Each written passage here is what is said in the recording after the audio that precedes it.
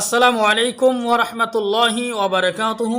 সম্মানিত দর্শক মণ্ডলী এবং পর্দানিশী মা ও বোনেরা, আজকে আপনাদেরকে আলোচনা শোনানো হবে আদম আলাইহিস সালাতু ওয়াস সালামকে আল্লাহ তাআলা সৃষ্টি করলেন এবং শয়তান ইবলিস তাকে কেন সেজদা করলেন না।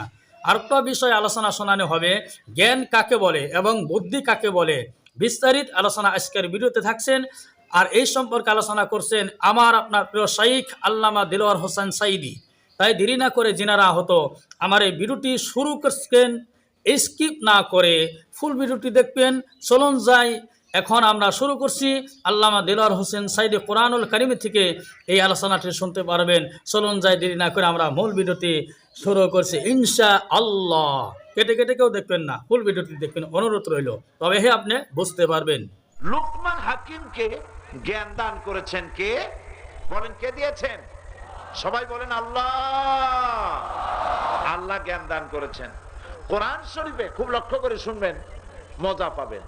কোরআন শরীফে কিন্তু আল্লাহ পাক জ্ঞানের কথা বলেছেন, বুদ্ধির কথা কোরআন শরীফে বলেন নাই। কিসের কথা বলেছেন?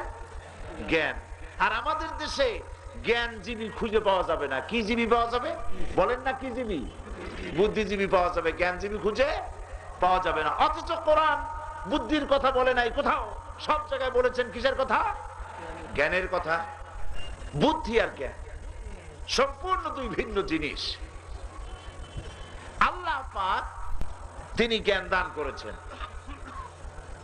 আর বুদ্ধি যে জিনিসটা, বুদ্ধি মন মস্তিষ্ক প্রসূত। জ্ঞান, সর্বোচ্চ জ্ঞান হচ্ছে আল্লাহর কাছে। সর্বোচ্চ জ্ঞান কার কাছে?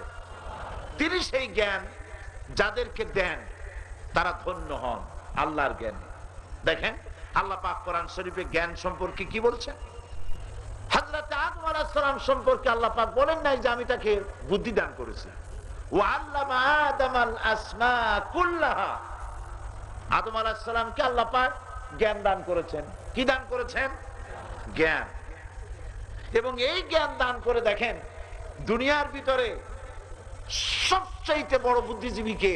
নাম জানেন? জানেন, কিন্তু এই মুহূর্তে মিলাতে পারছেন না। পৃথিবীর শ্রেষ্ঠ বুদ্ধিজীবীর নাম হলো শয়তান। শ্রেষ্ঠ বুদ্ধিজীবীর নাম শয়তান। আর পৃথিবীর প্রথম জ্ঞানী ব্যক্তির নাম কি? আদম আলাইহিস সালাম। বলেন কি নাম? পৃথিবীর সর্বপ্রথম জ্ঞানী ব্যক্তির নাম কে? তাকে জ্ঞান দিয়েছে। এখন দেখেন দুইজনের মধ্যে পার্থক্যটা দেখেন। আল্লাহ রাব্বুল আলামিন হযরতে আদমকে সৃষ্টি করে উপস্থিত সবাইকে হুকুম করলেন উসজুদু লিআদম। সবাই তোমরা সিজদা করো। কারে? একটু কমায় দিতে হবে। আদমকে সিজদা করো। ফাসাজাদু ইল্লা, বলেন ইল্লা। সবাই সিজদা করলো। করলো না কে? মিস্টার ইবলিস সিজদা করলো না। এখন আল্লাহ পাক প্রশ্ন করলেন, ইবলিস আমার হুকুম মানলি না কেন? সিজদা করলি না কেন? এখন বুদ্ধিজীবী কি জবাব দেয় দেখেন। বুদ্ধিজীবী শয়তান জবাব দিল, আল্লাহ তুমি আমাকে একটা অবৈজ্ঞানিক অদার্শনিক অর্ডার করেছো, এইটা তো আমি মানতে পারি না। কিরকম? ওই যে দেখেন কি আর্গুমেন্ট তার, খালাকতানি মিন নার ওয়া খালাকতাহু মিন তিন। আমাকে সৃষ্টি করেছো তুমি আগুন দিয়ে, আর আদমকে সৃষ্টি করেছো মাটি দিয়ে। মাটির গতি নিম্নমুখী আর আগুনের গতি ঊর্ধ্বমুখী। ঊর্ধ্বমুখী কোন জিনিসকে নিম্নমুখী কোন জিনিসের কাছে আত্মসমর্পণ করতে বলা, মাথা নত করতে বলা, এটা একটা অদার্শনিক অবৈজ্ঞানিক অর্ডার তুমি করেছো, এটা আমি মানতে পারি না। আনা খায়রুম মিনহু, সে হলো মাটি, আমি হলাম আগুন, সুতরাং মাটির চাইতে আগুনের ফজিলত অনেক বেশি। আল্লাহর কাছে সে আর্গুমেন্ট পেশ করলো এবং সে নিজেই অযৌক্তিক কথা বলেছে। শক্তি তো মাটিরই বেশি। আল্লাহ পাক নারাজ হলেন এবং বললেন, ইন্নাকা রাজিম, তুই মরদুদ, আমার দরবার থেকে লানত অভিশপ্ত হয়ে বিদায় হয়ে যা। একটি জিনিস লক্ষ্য করুন, শয়তান আল্লাহর হুকুমকে অমান্য করেছে আদম আলাইহিস সালামও কিন্তু আল্লাহর হুকুম একটা লঙ্ঘন করেছেন, করেন নাই? আপনারা আমার সাথে থাকুন, অর্থাৎ হ্যাঁ না কিছু একটা বলুন। আদম আলাইহিস সালাম আল্লাহর হুকুম অমান্য করেন নাই? একটা করেছেন। দুজনই অপরাধী, দুজনই একই কেসের আসামি। একজন হইল শয়তান, আল্লাহর হুকুম লঙ্ঘন করে, একজন হলো শয়তান, আর একজন আল্লাহর হুকুম অমান্য করে হয়ে গেলেন পয়গম্বর। কেন এরকম হলো? হযরত আদম আলাইহিস সালামকে আল্লাহ পাক প্রশ্ন করলেন। আদম আলাইহিস সালাম তো ভুল করেই ফেললেন। আল্লাহ পাক বললেন, ইয়া আদম উসকুন আনতা ওয়া যাওজুকা ফিল জান্নাহ, উসকুন আনতা ওয়া যাওজুকাল জান্নাহ। হে আদম, তুমি এবং তোমার স্ত্রী এই জান্নাতের মধ্যে বসবাস করো, কিন্তু ওই যে একটা গাছ দেখা যায় এটার কাছেও যেও না। আদম আলাইহিস সালাম ভুল করলেন, গাছের কাছে গেলেন, নিষিদ্ধ ফল ভক্ষণ করলেন। এইবার আদম আলাইহিস সালাম চিন্তায় পড়ে গেছেন যে আল্লাহ যদি আমার কাছে প্রশ্ন করে বসেন যে আমার হুকুম ভঙ্গ করলে কেন, আমি কি জবাব দেব? উনি হয়রান হচ্ছেন, কিন্তু এই সমস্যাটা কোরআন শরীফে পড়ে আমরা চিন্তা করি জবাবটা একটা ছিল, জবাবটা একটা দেওয়া যেত। আদম আলাইহিস সালাম তো একথা বলতে পারতেন যে আল্লাহ আমি একটা অন্যায় করছি ঠিক, কিন্তু তুমি বলো যেই জান্নাতের সব নিয়ামত খাওয়া যাবে এরকমের গাছ তুমি বানালে, কিন্তু যেই গাছটার ফল খাওয়া যাবে না, কাছেও যাওয়া যাবে না, এরকম একটা গাছ বানায় তুমি আমারই বিপদে ভালাইলা কেন? এরকম একটা জবাব তিনি দিতে পারতেন, কিন্তু আদম আলাইহিস সালাম বুদ্ধিজীবী ছিলেন না, আদম আলাইহিস সালাম ছিলেন জ্ঞানী। সুবহানাল্লাহ। হযরত আদম আলাইহিস সালাম তিনি চিন্তা করলেন আল্লাহ যদি আমার কাছে প্রশ্ন করেন আমি কি জবাব দেব? অন্যায় করে ফেলেছি, বাঁচার পথ কি? তিনি চিন্তা করেছেন, তিনি বুঝতে পেরেছেন মহাশক্তিধর হলো আল্লাহ রাব্বুল আলামিন। মহাশক্তিধরের সামনে আর্গুমেন্ট পেশ করার মতো বোকামি আর কিছুই হয় না। সবলের সামনে দুর্বলের বাঁচার পথ হলো সারেন্ডার করে দেওয়া। আল্লাহ রাব্বুল আলামিন যখনই প্রশ্ন তুললেন, আদম আমার হুকুমকে কেন অমান্য করলে, কেন আমার হুকুমকে মানো নাই? হযরত আদম আলাইহিস সালাম কোন আর্গুমেন্টের কাছে না গিয়ে, কোন বুদ্ধির আশ্রয় না নিয়ে, আল্লাহ প্রদত্ত জ্ঞান দিয়ে তিনি পড়লেন রব্বানা যালামনা আনফুসানা ওয়া ইল্লাম তাগফির লানা ওয়া তারহামনা লানাকুনান্না মিনাল খাসিরিন। সবাই পড়েন গলা ছেড়ে দিয়ে, রব্বানা যালামনা আনফুসানা ওয়া ইল্লাম তাগফির লানা ওয়া তারহামনা লানাকুনান্না মিনাল খাসিরিন। হায় আমার রব, আমি আমার নফসের উপরে জুলুম করেছি, অত্যাচার করেছি, তোমার হুকুমকে ভঙ্গ করে অন্যায় করেছি। তুমি যদি আমাকে ক্ষমা না করো, তুমি যদি আমাকে দয়া না করো, আমি ক্ষতিগ্রস্তদের মধ্যে শামিল হয়ে যাব। দেখেন জ্ঞান তাকে কোথায় নিয়েছে। তিনি শুধু এই কথা বলেন নাই যে আল্লাহ তুমি আমারে মাফ করে দাও, তো মাফ করে দেওয়া এক জিনিস, আর পূর্ব অবস্থায় ফিরিয়ে নেওয়া হলো আর এক জিনিস। তিনি কত জ্ঞান দিয়ে কথা বললেন, আল্লাহ তুমি ওয়াইন্নাম তাগফির লানা, তুমি যদি আমাকে ক্ষমা না করো, রব্বানা যালামনা আনফুসানা, আমি তো নফসের উপরে জুলম করেছি, তুমি যদি আমাকে ক্ষমা না করো আর রহম না করো, তার মানে হচ্ছে শুধু ক্ষমা করলে হবে না, ক্ষমাও করতে হবে, আগের মতো স্নেহের রহমতের নজরেও দেখতে হবে, তা না হলে আমি ক্ষতিগ্রস্ত হয়ে যাব, মাবুদ আমি ক্ষতিগ্রস্ত হয়ে যাব। আল্লাহ পাক মাফ করে দিলেন, সুবহানাল্লাহ, বলেন সুবহানাল্লাহ। আল্লাহ ক্ষমা করে দিলেন, শুধু ক্ষমাই করলেন না, ক্ষমা করে তওবা কবুল করে নবুয়তের মর্যাদা দিয়ে আল্লাহ আদম আলাইহিস সালামকে পৃথিবীতে পাঠিয়ে দিলেন, সুবহানাল্লাহ।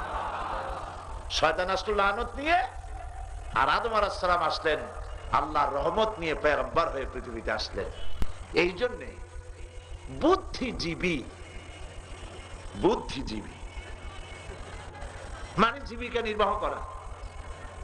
যারা মাছ বিক্রি করে, মাছ বিক্রি করে যারা জীবিকা নির্বাহ করে তাদেরকে কি বলা হয়? মৎস্যজীবী। কৃষি কাজ করে যারা জীবিকা নির্বাহ করে তাদের কি বলে? চিকিৎসা করে যারা জীবিকা নির্বাহ করেন ওনাদেরকে কি বলে? যারা আইন ব্যবসা করে জীবিকা নির্বাহ করেন ওনাদের কি বলে? আইনজীবী। আর যারা বক্তৃতা বিবৃতি বিক্রি করে ভারতের দালালি করেন ওনাদের কি বলে? এরা হচ্ছেন সেই বুদ্ধিজীবী। বুদ্ধি দিয়ে জনগণকে বিভ্রান্ত করতে তারা ওস্তাদ। তাদের বিবৃতির জ্বালায় পত্রিকা ভরা, কিন্তু প্যালেস্টাইনে ইহুদিরা মুসলমানদের বাচ্চাগুলি পাখির মতো গুলি করে প্রত্যেক দিন শত শত প্যালেস্টাইনি মুসলমানদেরকে হত্যা করে। আমার দেশের তথাকথিত বুদ্ধিজীবীদের একটা বিবৃতি দেখেছেন? বলেন দেখেছেন? সব ব্যাপারে বিবৃতি আছে, কিন্তু মুসলমানের স্বার্থ যেখানে, ইসলামের স্বার্থ যেখানে, সেখানে তারা বোবা। এরা কানেও শোনে না, চোখেও দেখে না, বধির, কালা, অন্ধ ইসলামের ব্যাপারে। আল্লাহ কেউ মানে না, আল্লাহ কেউ স্বীকার করে না। এই যে বুদ্ধিজীবী একটা মরল না বছরখানেক আগে, এই বুদ্ধিজীবী মরার পর সে মরার সময় বলল কি, আমার মৃত্যুর পরে আমাকে গোসল দিবা না, কাফন পরাইবা না, কবরে দিবা না। জানেন না আপনারা? আমি এই শয়তানের নাম নেব না। তারপরে বলল যে আমারে রাইখে দিও হসপিটালে, মেডিকেল কলেজের ছাত্ররা আমারে কাটাছেড়া করিয়া অপারেশন বিদ্যা শিখবে। ও বুঝতে পারছে যে আকাম করছি, কবরে থুইলে আমারে রাখবে না, সেই জন্য এই বুদ্ধির আশ্রয় নিল। এই বুদ্ধির আশ্রয় নিয়ে কি আসলে বাঁচবে? মরার কয়েকদিন পর তাকে গোসল করানো হলো না, কাফনও দেওয়া হইল না, কপালে নাই, করবে কি? এরপর তার লাশ নেওয়া হলো মেডিকেল কলেজে। মেডিকেল কলেজের ছাত্ররা যখন শুনতে পেল যে ওই লাশ আসতেছে, তারা রাস্তায় এসে বলছে আল্লাহর রাস্তায় মাপ চাই, ওনার এই জায়গা আনবেন না। কারণ ওরে দিয়ে যদি আমরা অপারেশন শিখি, ও সারা জীবন আল্লাহরে অমান্য করছে, আল্লাহরে মানে নাই, তাহলে ওরে দিয়া শিখা যারে অপারেশন করবো সেটাও মরবে। নিয়ে গেল সলিমুল্লাহ মেডিকেল কলেজে, তারাও বললো আল্লাহর রাস্তায় মাপ চাই, শয়তান ফিরাও। এখন নিয়ে রাখছে বারডেমের ডিপ ফ্রিজের মধ্যে। আমি সেই সময় জানতাম, এখন ওই শয়তানের কপালে কি হয়েছে আমি জানি না।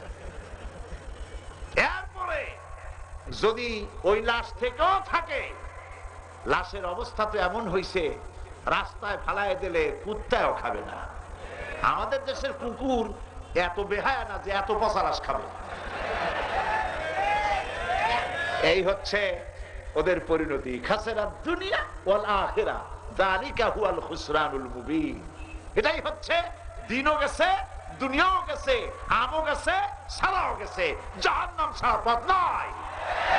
সুতরাং আল্লাহ পাক জ্ঞান দেন, জ্ঞান দেওয়ার মালিক কে? আল্লাহ রাব্বুল আলামিন বলেছেন ওয়ালাকাদ আতাইনা দাউদা ওয়া সুলাইমানা ইলমা। আমি দাউদ এবং সুলাইমানকে ইলম দান করেছি। সুবহানাল্লাহ। বুদ্ধি দান করেছি, কোথাও নাই কোরআন শরীফে। ইব্রাহিম আলাইহিস সালামকে জ্ঞান দান করেছি। আল্লাযীনা উতুল ইলমা দারাজাত। আর আল্লাহ পাক যাকে জ্ঞান দান করেন তার মর্যাদা বৃদ্ধি করে দেন। সুবহানাল্লাহ। সুবহানাল্লাহ বলবেন না? আল্লাহ বলেন আমি যাকে জ্ঞান দেই, ইলম দেই, তার মর্যাদা বাড়ায় দেই। এই জন্য পৃথিবীতে অনেকেই দাবি করে অমুকরা শ্রেষ্ঠ সন্তান, তমুকরা শ্রেষ্ঠ সন্তান, কিন্তু আসলে শ্রেষ্ঠ সন্তান কারা? আসলে পৃথিবী শ্রেষ্ঠ সন্তান হচ্ছে আলিমরা। আল্লাহর নবী বলেছেন আকাশের সমস্ত তারকা পুঞ্জের মধ্যে পূর্ণিমার চাঁদের যে মর্যাদা, আমার উম্মতের ভেতরে আমার ওলামাদের সেই মর্যাদা, আলিমদের মর্যাদা সব থেকে বেশি।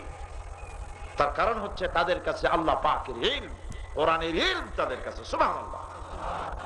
তাই যিনারা এতক্ষণ আমাদের এই ভিডিওটি দেখলেন, অবশ্যই যদি আমাদের এই ভিডিওটি আপনাদের ভালো লাগলো, উপকারিত হলো, তবে আমাদের চ্যানেলটি সাবস্ক্রাইব করবেন। আর যিনারা হয়তো ফেসবুকে দেখতেছেন, শেয়ার করে রাখবেন, ফলো করে দিবেন, কমেন্ট করবেন, আপনাদের মতামত দিবেন। তবে আপনাদের মতামতের উপরে নির্ভর করে আমি ভিডিও বানানোর চেষ্টা করব ইনশাআল্লাহ। তাই সকলে ভালো থাকুন, সুস্থ থাকুন, এই বলে আমি আপনাদের কাছ থেকে বিদায় নিলাম। আসসালামু আলাইকুম ওয়া রাহমাতুল্লাহি ওয়া বারাকাতুহু।